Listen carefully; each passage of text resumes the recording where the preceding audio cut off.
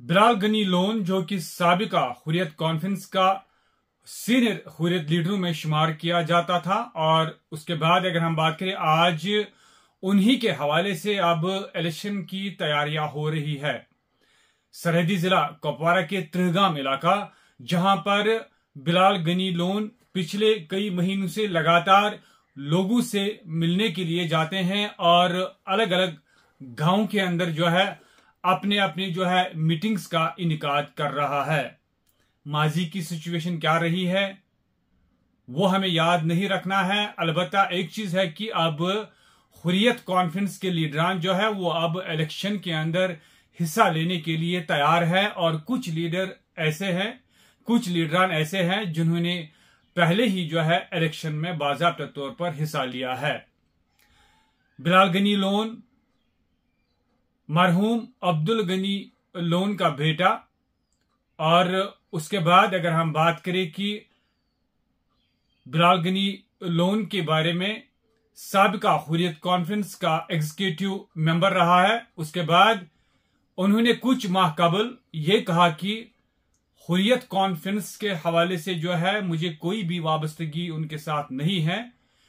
जो माजी की हालात रही है, अब हमें अमन के रास्ते पर, तरक्की के रास्ते पर, खुशहाली के रास्ते पर जो है गामजन होने की जरूरत है। और इस हवाले से एक बहुत बड़ी एक पेशरफ्त देखने को मिल रही है, जब बिलाल गनी लोन सरहदी जिला कुपवारा के त्रिहगाम इलाके में अपने लोगों के साथ मिलने के लिए जाता है। पिछले कई महीनों से लगातार जो है इलेक्शन की तैयारियां हो रही।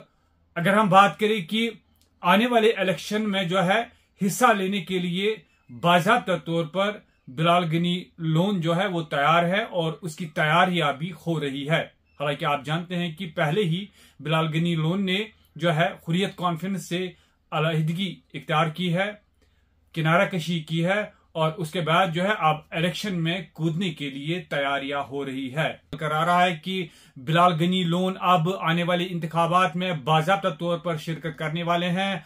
और उस हवाले से एक बहुत बड़ी पेशरफ्ती इस वक्त देखने को मिल रही है। सरहदी जिला कुपवारा के त्रिहगाम इलाके में सरगर्मियां जारी है।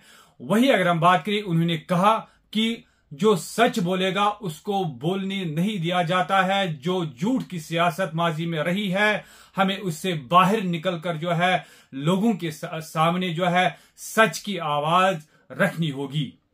कि सजाद गनी लोन, बिलाल गनी लोन मरहूम अब्दुल गनी लोन के बेटे हैं। अब्दुल गनी लोन को जो है ईदगाह, श्रीनगर के ईदगाह इलाके में जो है अगर हम बात करें कि आतंकवादियों ने गोली का निशाना बनाकर उनको शहीद किया। हालांकि वो भी हुर्रियत कॉन्फ्रेंस के बानी लीडरों में शुमार किया जाता था और उसी वक्त उनको शहीद किया गया जब मरहूम मीरवाइज मौलवी फारूक साहब की बरसी थी।